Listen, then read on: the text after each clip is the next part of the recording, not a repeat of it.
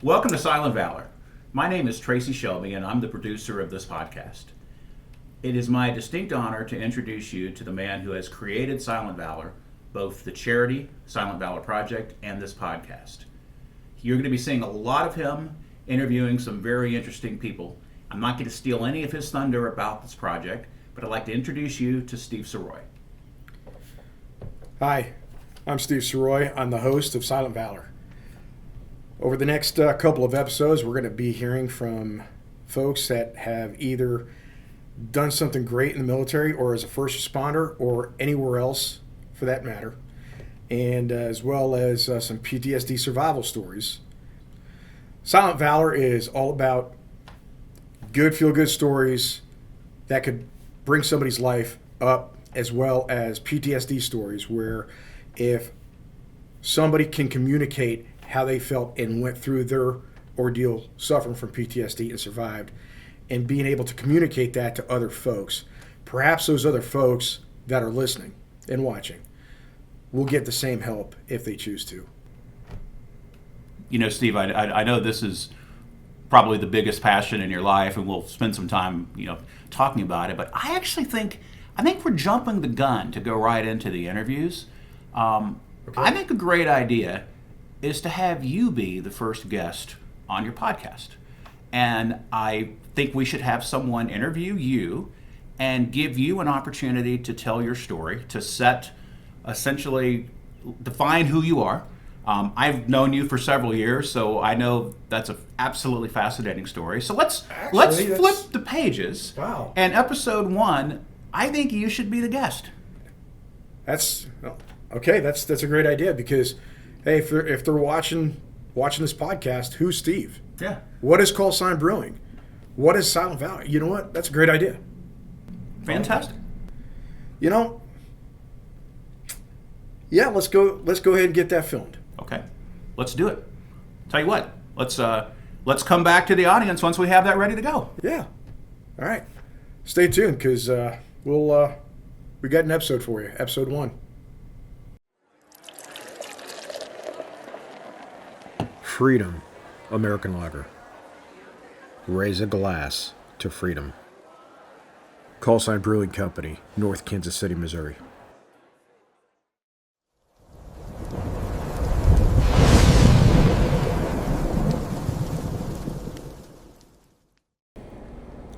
So I don't know how you really want to start this thing off, but first and foremost, happy St. Patrick's Day. Thank you very much. Happy St. Patrick's Day to you too. Awesome. Well, thank you for inviting me here to be your first inaugural ever podcast host, I guess, because I like that. Yes, that would explain it really well. Yeah, I was like, not really sure what this is, because you're the host, but I'm interviewing the host, so people need to know about you. Yes, they do. And why this podcast matters and what's going on with Silent Valor. Exactly. Okay. Well, let's teach the people more about Steve Sirois and what we're doing here at Callsign. Sound good? That sounds great. All right. So I had the honor of meeting you a couple years ago now through a networking event here, and I learned about Callsign Brewing, and I heard your story, and yes, you did stand on the bar to tell it. But that was when I learned a little bit more about you and how Callsign got here. And so I want to take us back a little bit, and probably back further than you think. When you were young Steve, what was it that young Steve thought they'd be doing in the future? What did you see yourself doing as a young Steve? The young Steve always knew that I was going to be in the Air Force. Okay. And we're talking, a couple hundred years ago. And, since I was a kid, I always wanted to be in the Air Force. And so I joined back in 1990. Okay. I was 17 years old. I turned 18 in basic training. But I'm right where I wanted to be. And I started flying as an enlisted aircrew member in 93 as a gunner on the AC-130 gunship, Hurlburt Field, Florida. And my flying career started then. And since then, I've gone to flying with the Air National Guard with rescue helicopters, the HH-60 Pavehawk. I was a boom operator on the KC-135 out of McConnell Air Force Base with the reserves. And then I finished my career on the C-130 up in St. Joe, Missouri Air National Guard, as a C-130 flight engineer. So lots and lots of experience. Yes. So it's kind of unusual when a young person says, this is what I want to do, and then they go do it. Sometimes life really gets in the way and throws you some curveballs and either prevents you from getting where you thought you were going to go, but you knew, you did it. And I think that is just kind of a testament to the type of person that you are to start with. Absolutely. There were a lot of bumps in the road, not going to lie. It was not easy. Yeah. But you can't tell me no. And I did what I felt like I needed to do, and here we are today. Yeah. After a great 30 years of flying and about 4,500 flying hours, wow. Probably over 200 combat missions, over Bosnia, Kosovo, Afghanistan, and Iraq. And what would you say, what did that experience do for you? How did it change you? Well, when I first started flying on gunships, that was my coming to age era. I was 21 years old when I got there, and honestly, I was probably too mature to even be doing what I was doing then. I was flying with guys that flew in Vietnam. And of course, I was a little mouthy guy back then. What? I don't know that I could have seen that. So, just wanted to be part of it, part of them. And, I was humbled very, very quickly. And, the 8 years that I spent, or the 7 years that I spent flying with gunships, they humbled me. They kept me, they had to pat me down a couple times, but that's okay. Along the way, I'm not going to say I made enemies, but, made a handful of people pretty frustrated. But that's just part of growing up. I wouldn't change those years now. I'm kind of embarrassed by them sometimes, if you think about it. We all did silly things when we were young and dumb and growing up, right? Exactly. So that's just, how I became here. Got out of the active duty after the war in Kosovo and went to go fly as a flight engineer on rescue helicopters for the New York Air National Guard. I bet that was pretty fulfilling. It was. I'm sure it had its moments, right? But it did, but it was one of those things you just proud to be a part of it, and flying on helicopters is just different than fixed wing. Oh yeah, I'm sure. So every one of my flying jobs were gratifying, but they were different, and they're different in different ways. Like, hey, Steve, what did you love flying on the most? Well, sometimes it's gunships, sometimes it's just a slick C-130, sometimes it was a tanker, sometimes it was the H-60. It all depends, because they all have their coolness about them. Tankers, you flew all around the world. You did everything. You went everywhere. You were air refueling other airplanes at 22,000 feet. That's pretty incredible to think about. It is. Yeah, that's pretty incredible. Just the whole process of it. It's, you got to see it. Then, you're thinking about what's the sportiest flying you've ever done? Well, on H-60s, you're sitting there flying at 100 feet, 150 miles an hour, going to do a rescue. Yeah. It's incredible, the stories that come with all of these experiences. And like you said, it really gets you to where you are today, right? Yes. All those things have brought you to a point where we're sitting here amongst all this really great beer. All right, so let me that's a good segue into Steve's life today. Can you go back for just a moment and give us the brief story of how you decided to come up with Callsign in the first place? Because there's a pretty magical story that took place. Yes, there is. Do we have time for it? Absolutely. Okay.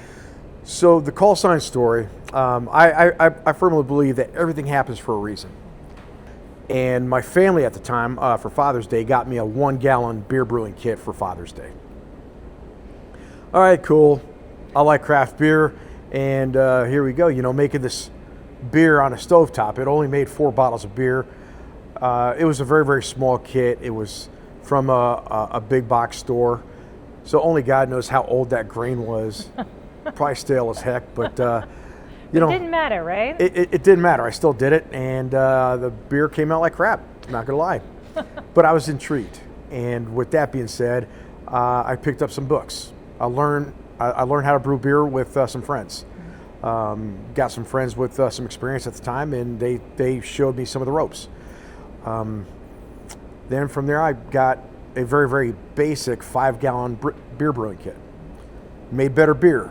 Read more, learned more, made better beer. So it was it progressed as time went on. Mm-hmm. And then the equipment got bigger. So why make a 5-gallon batch when you can make a 10-gallon batch in the same amount of time?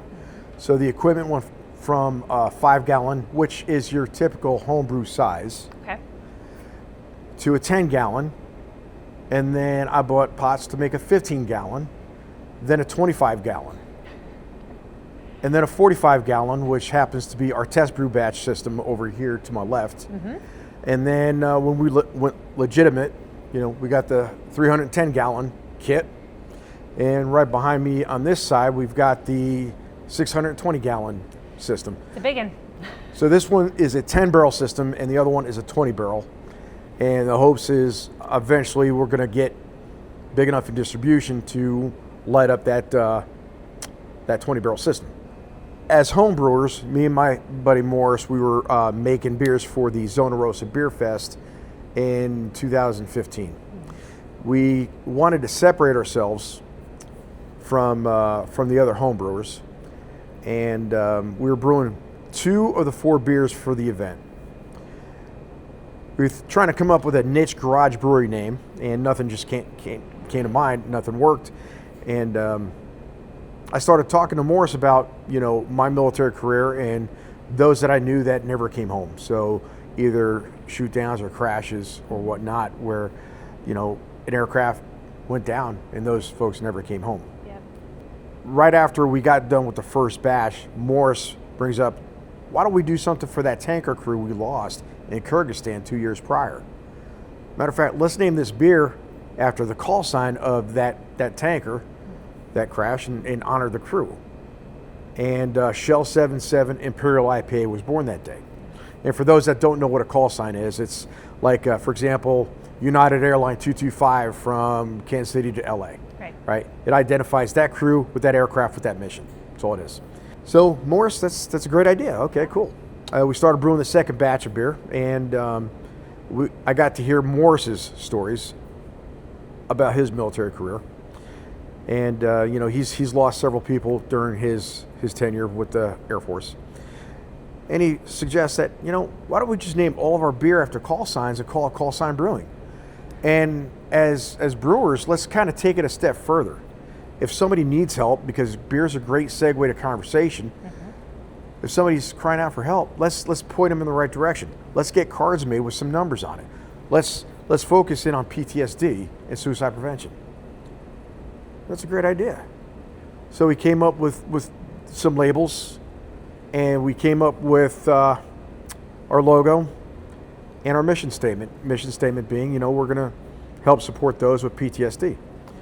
And here we are at Zona Rosa 2015, 2 months later.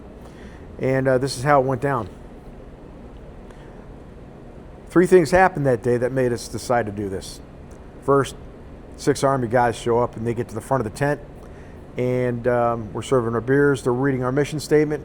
They like the fact that they're looking at these labels, and the labels had stencils of aircraft that were fallen, the name of that aircraft that we were representing, and the tail number and everybody that was killed in that crash or that shoot down. So they get their 4-ounce sample. They go back to the back of the line, work their way to the front, get the sample, back of the line, front back. They do this for about a half hour. So the older gentleman came around the table where I was pouring the beers at, and he's looking at me right in the eye, and he says, I appreciate what you're doing. Thank you very much. This means a lot to me. You remember their names. You're keeping them alive. Thank you. He reaches in for a hug, and then he backs off, and he renders a slow salute, like if you're at a military funeral. Right. And then he actually sheds a tear, and it's like, wow, man. Okay, this affected him. Yeah. He turns around, walks away, and Morris that got him. That we did something. We don't know what his story is, but we're sure he's got a story. Touched it. Yeah. Half hour later goes by, another gentleman shows up, pretty much bullies his way to the front of the line.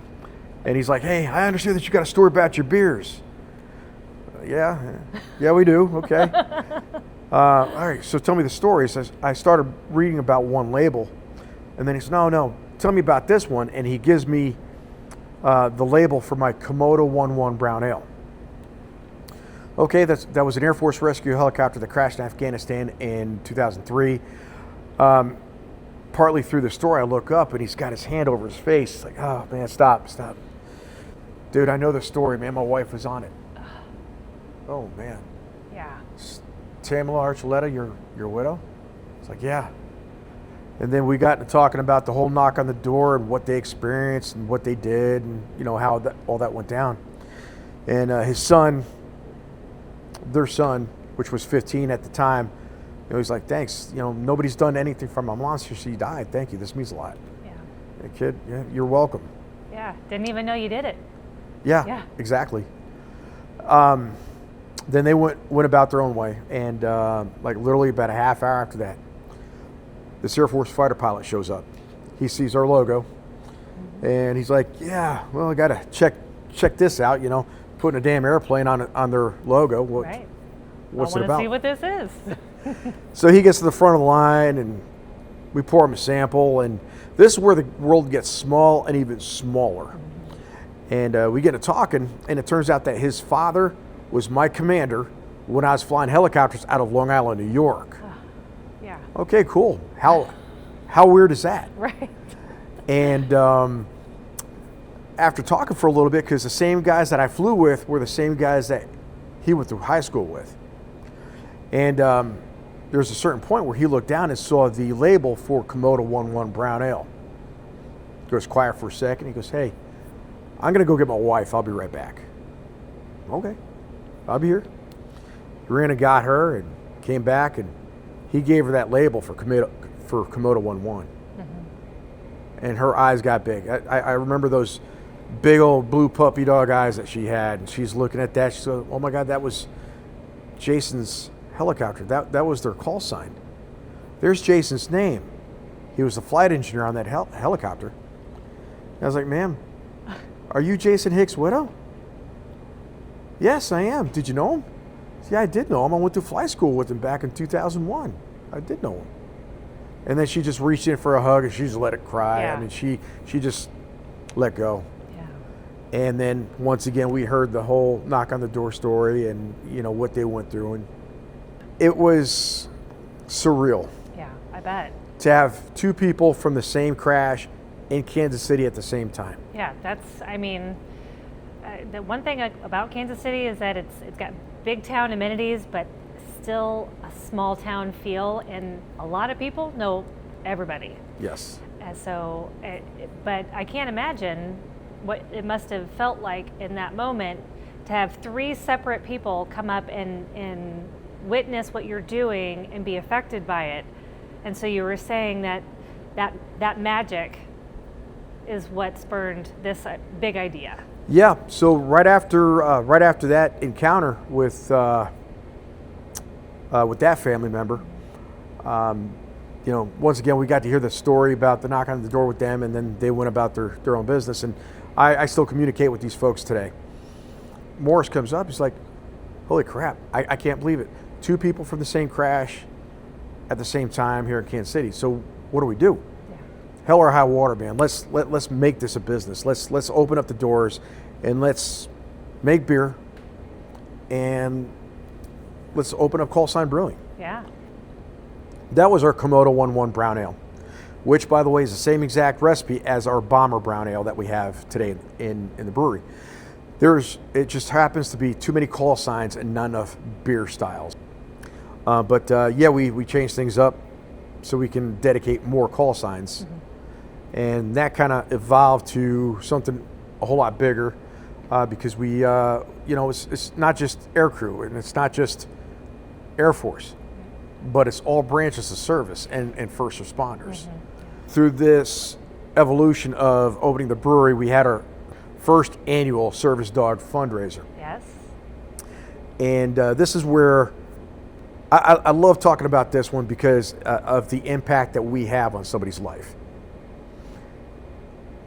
And talking to the gentleman that we were sponsoring and his dog, I wasn't talking to his dog, I was talking to him. Oh, I don't know. Dogs are fun to talk to. They always listen so attentively. They do.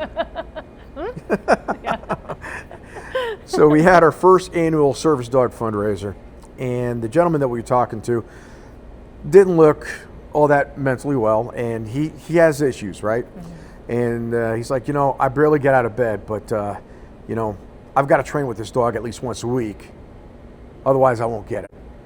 But there's also the funding, so hopefully the funding comes through, and it's $2,500 for one dog at the time. And lo and behold, that day we raised enough money for 2 dogs, so 2 dogs got sponsored. That's great. And that gentleman was able to receive that dog, finish his training, and start to get better. This was a PTSD, or an emotional support dog. Mm-hmm. 6 months after this, I'm at Walmart exchanging some items, and a guy shows up behind me with a service dog. Oh, cool.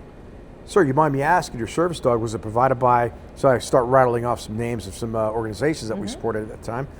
And then he takes his hat off, looks at me, smiles, and goes, "Hey, Steve, it's me, William." Holy crap. Atticus? Yeah. Wow. And he started talking to me about what the dog did for him. And, he stated that the dog wasn't going to fix him, but it was going to get him on the road to recovery. Right. And he said, specifically, before I got the dog, I almost did something bad to himself. Yeah. And I decided to wait. I was going to wait to see what the dog did for me. And now that I got the dog, I'm okay now. That dog helped me heal. I know it wasn't going to fix me, but it helped me heal. And thank you for saving my life, Steve, because that's exactly what the dog did. It's just an incredible story, and the impact that you can make. I come from a military family as well. We were fortunate enough that everybody came out basically unscathed, but not a lot of people do. And being able to position yourself in such a way that you can make a difference in the lives of people who have given so much and are really struggling is just a powerful thing to be able to give back to the community. Yep. So what are some of the big accomplishments that you'd say that you've accomplished being here now, that obviously, you've been helping folks with their service dogs? Yes. How many have you been able to help with at this stage? So, matter of fact, this Friday, so we're St. Patrick's Day, 2026. Yeah. Got to throw the year in there. Yeah. Because you never know. Got to start somewhere. So this Friday, we're actually having another dog graduation. The Battle Within, they've got a branch called Dogs for Valor. And that's, they're doing all the service dog training and doing the same things that we've been supporting in the past. They're just called something different now. And it's staying here in the local area too. Which is great. So it's not like, we're going to raise some money and then, that money's getting sent off to Chicago or something. Right, it's local. It's staying local, and that's what we want. So Friday, our 30th sponsored dog is graduating from their school with their handler. That's great. That's 30 lives. That's totally 30 lives. Transformed. And I've already heard from 3 people, thanks for saving my life. Yeah. There's a lot of blood, sweat, and tears that goes into this brewery, keeping it open, making new stuff, just the maintenance alone here. Yeah. And then some days there's no wind left in your sails. And then you hear somebody thanking you for what you did, and that just makes it all better. Yeah. Well, nothing that was amazing was ever done easily, right? No. Nothing that makes change is never just a snap of fingers. Change is a long process. Hard work. Yeah, it's progress. Hard work. But I think what you're doing here really says, again, a lot about who you are and who you're trying to support in this local community and eventually abroad. So let's talk a little bit more about Callsign. So First of all, obviously we know it's a brewery, but you did just make one big addition to it, didn't you? Well, the big addition, in order to survive in any type of service industry, you've got to have a restaurant. And we had in mind to have a restaurant here at this location, but not run it ourselves. That was a good concept, good on paper, utterly miserable in reality though. When you have somebody else doing your kitchen, when you're contracting that out, their heart's not in it like yours is as the business owner. The kitchen was a concept that we had to have, but we figured it would have been good enough if we just leased that out to somebody. And we've had multiple folks through here, and the last two were not nearly as helpful as what we were expecting. So we decided to take it over. It's like, well, we need to just do this. We need to have control over it, so that way it's open when we say it's open. We control what we make and what people want. And that way, it's just one big cohesive family. Yeah. So probably about a month ago is when we had the soft opening. We hired a chef. She's a Navy veteran. She served on the USS Nimitz for 11 or 12 years.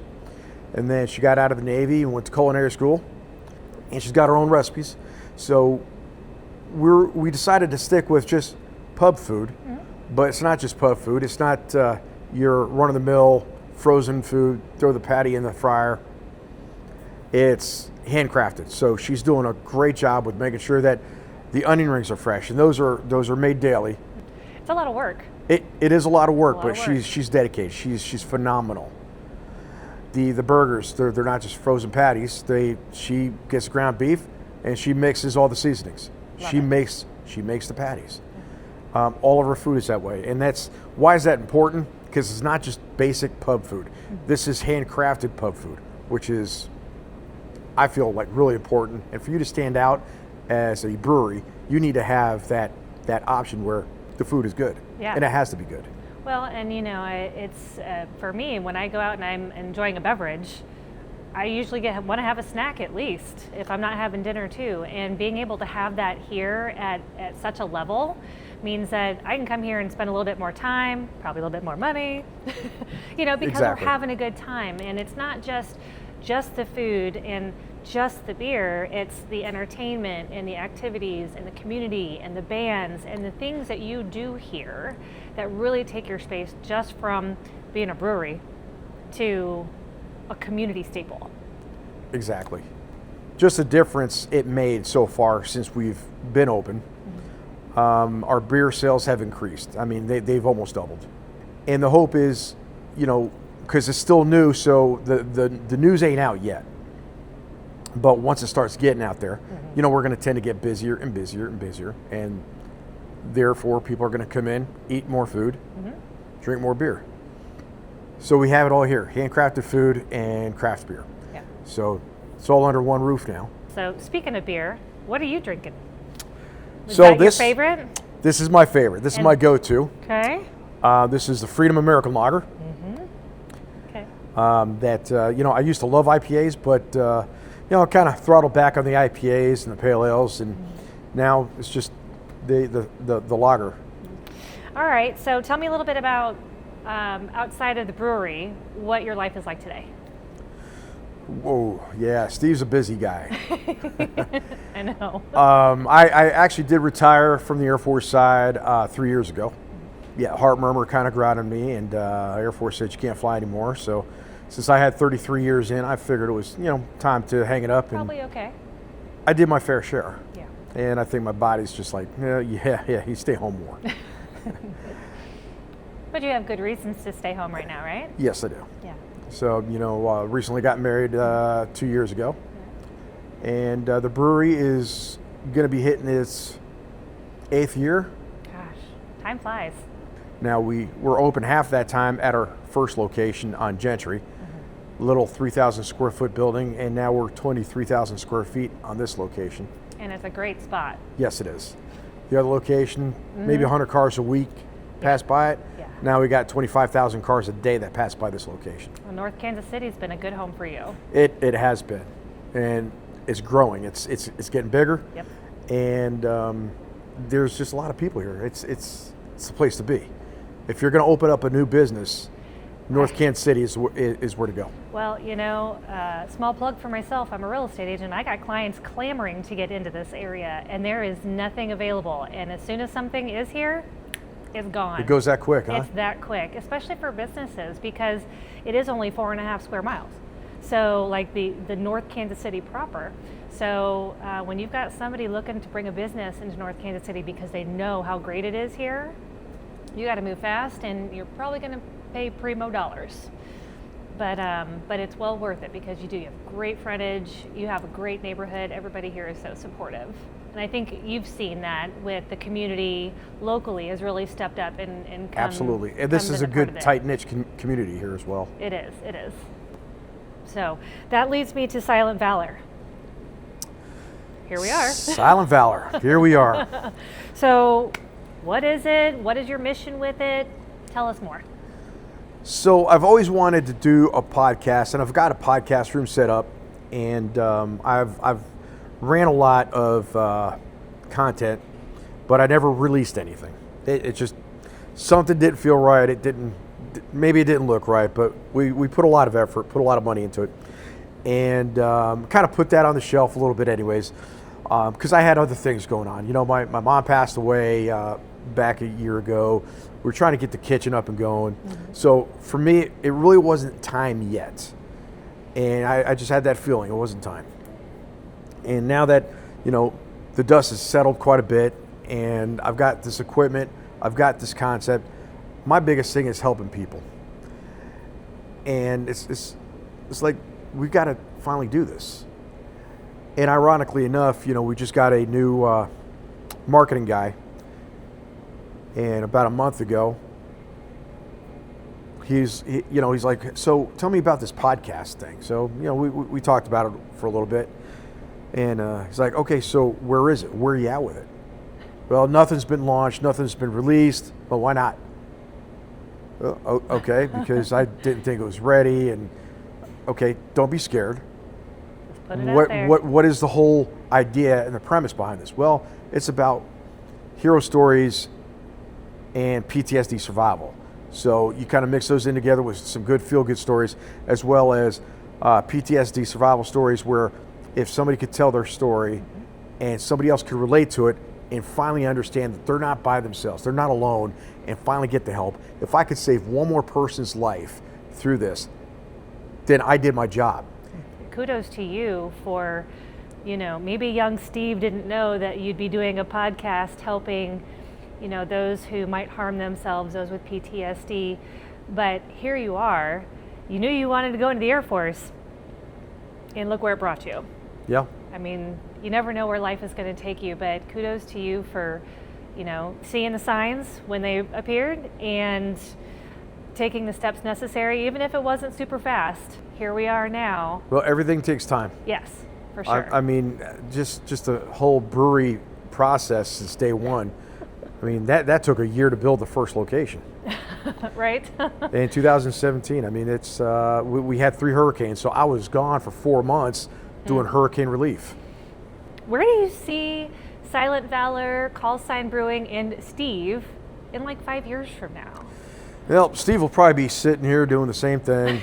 Drinking a beer. Drinking a beer, talking to people. Everybody wants to have a beer with Steve.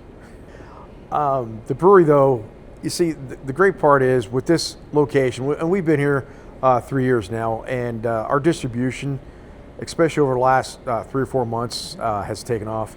We've got a gentleman that took over our distribution portion, because we self-distribute in the state of Missouri, and this guy's been doing a stellar job with getting our beers out there, communicating with customers, getting new accounts, and just through him, the distribution sales have doubled. Wow.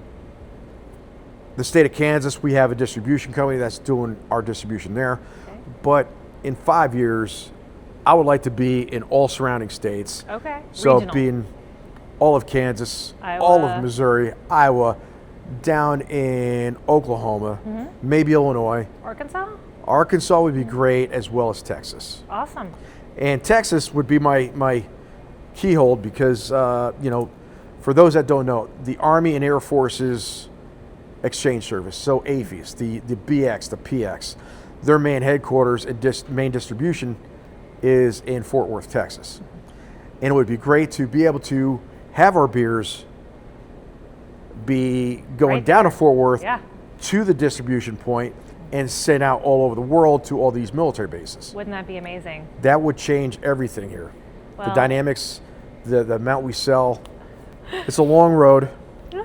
but we will eventually get there, but we're talking 5 years. Yeah. And I'm hoping that actually is achieved within the next 2. Oh, there we go. 2 years. I'm going to jot that down so I can send things your way as I hear about them.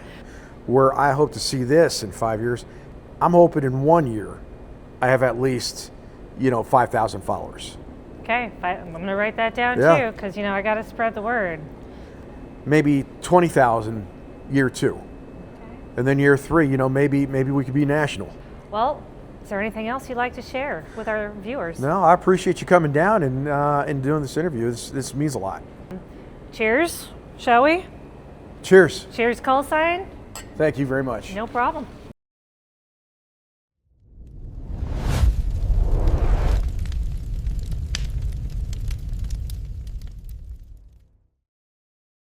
How do we start this off? Well, I think, I put a little bit of thought into this. I think an intro might be, this is a little bit unusual because I'm the host of the podcast. You're the host of the podcast. And we realize that the people watching this podcast don't know really much of anything about you. And I think as you go through some of the other episodes, just them knowing your background, your story. I mean, you're not just some dude that was in the military and makes beer. And I think the idea of having you be interviewed for the first episode to tell a little bit about yourself is absolutely perfect, because now you can fall back on that in the future episodes. You don't have to go through and say, well, I did this in the Air Force and I did this, because you have that reference. And so I think, Right. I don't know if that was your intention, but I think it was absolutely brilliant. It pretty much was, because if somebody starts watching this, they're like, who's Steve? What's his story? What is he about? Yeah, look at that cool logo, and it says with Steve Sirois. Should I know who that is? It's going to be one of those things where even more people are going to know Steve, because you get that a lot here at the brewery. Yeah, for those I know Steve. Yeah, I'll tell you though. My wife and I have been members of the Mug Club at Callsign Brewing for many years, and this year's T-shirt, the front of it actually has a hashtag that says "I know Steve too." So that you may need to have some more shirts printed after this. Actually, yeah, you're right. I think we're out, because that was specifically for a Mug Club yearly shirt. Okay. Did you get your hat? I did not get my hat. Okay, because there's Mug Club hats this year. I even paid my money. I didn't get my hat. Well, they just came in probably Okay. about 2 weeks ago. Okay, all right, I'll get my hat. When we get done with this, I'll get my hat. Normally I wear hats, and I left mine at home. But that's because after this, I'm gonna go get dirty. Yeah. Okay. But no, I really think the way that she did the interview, just to give you a few little prompts, and then let you talk about yourself, your history, your personal history, the just absolutely gripping story of how you started Callsign. I mean, my wife and I have heard the story many times. We've watched you tell it, in the brewery. And when we were listening to the first cut of that podcast, we both just sat there mesmerized for the, probably 5th or 6th time that we'd heard it, because it is so powerful. I'm just really excited for the viewers and listeners to get a chance to hear that in your own words. And I think that's going to be something that tells them, again, you're not just a guy that makes beer and was in the military. This is personal. When was the first time you actually heard this story? Do you remember? I was at the old Callsign, so Callsign 1.0. That's off of Gentry Street. Off of Gentry Street, not too far from where we're sitting right now. Yep. And my wife and I had started coming in. We didn't know you. We got to know some of the bartenders, because we tend to be people that go out and have lunch and go stop by and have a couple of beers or a couple of drinks somewhere, and then we hightail it home and generally at home in the evening. So we started stopping in there, and we really fell in love with the beer. And my father was in the Navy, Sarah's father was in the Army. So while neither she nor I served, we came from military families, and we're just really fascinated by the place. And I remember we were in there with you one day, and there weren't a whole lot of people there, but there was a few people around, and somebody who was in the know said, like, "Hey, Steve, tell the story." And so I think I just met you, and so I watched this guy who I was impressed by, but he climbs up on the, first of all, he pours everybody there a beer and says, "Don't drink this." Yep. So, and then he climbs up on the bar and starts telling the story, again, that our listeners are going to, and viewers are going to hear, not with the beer in their hand, but they're going to hear it on this podcast. And it was compelling. I think, my wife and I started asking you, like, how can we help?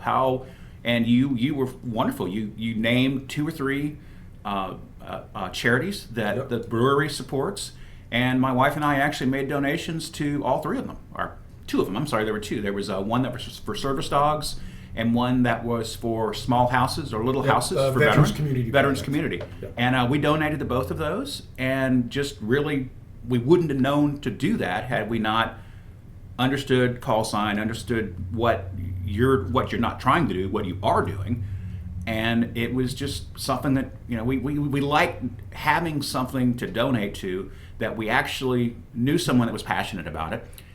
We certainly weren't looking for any recognition. We do these things anonymously, yep. But it was good to hear back from you. "Hey, Tracy, you bought 2 dogs, and they've been adopted." And I was like, man, that is really cool. Actually, if I may, you bought 4 dogs at one time. Okay. Wow. Okay.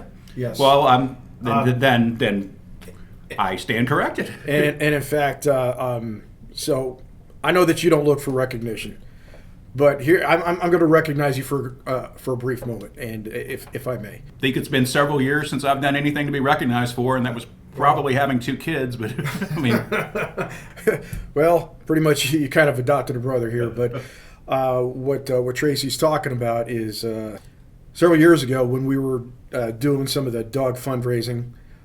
He came by, and after discussing what charities are, he did 3 things. First, he bought 4 dogs from, I believe it was Patriot Paws at the time. Patriot Paws. Yeah. And I got a phone call like that night, and they're like, "Steve, holy crap, thank you." I was like, "What are you talking about?" "Well, somebody just donated enough for 4 dogs, and they said put it under Callsign." It's like, oh, geez. And then I was like, "Oh, who could have that been?" And I was like, "Oh, Tracy was talking about something like that." And then, no kidding, about a day or 2 later, Vince from Veterans Community Project called me up. It's like, "Dude, some dude that knows you just freaking bought a tiny home. You bought an entire tiny home." I remember that, yeah. And then, not long after that, this is the guy that helped fund what you're looking at right now, the first get-go. And we got a lot of good stuff coming out of this over the last couple of years. Nothing really materialized, but here we are. Good things sometimes take time. Yeah, well, but you know what? It's even though there wasn't anything that was published, there was a lot of people that you had the opportunity to talk to about what you were trying to do. You as you and I have talked, you met people that you said that person's going to be one of my first interviewees on it. And I think it gave you an opportunity to hear from a lot of people around, what do they think about the idea? My guess is that this podcast is very different now than what you originally looked at 2 years ago. Yes. It seems more focused. Yes, yeah. more focused. I like that, yeah. And is it different? Yes, it's going to be much different because it went from a setting like this to what you're about to watch or what you just watched. And I think overall it gave me some experience on how to interview, and then it kind of developed to what it is now. Yeah. So I asked a friend of mine, Rebecca Graham, to actually host of Silent Valor. And she's perfect for sitting in that spot. She's got a lot of knowledge about who I am, what Callsign Brewing is, and very interested to hear about Silent Valor. So we had her come in and interview me, And it was actually about an hour and a half long interview. We had to cut it down some, but for the most part, she interviewed Steve for who Steve is, what Steve has accomplished over the last 7 years or 8 years with Callsign Brewing, and walking right into a segment about what Silent Valor is about. So, Rebecca, thank you very much for your time. And for the folks watching and listening, I appreciate your time with plugging into the program.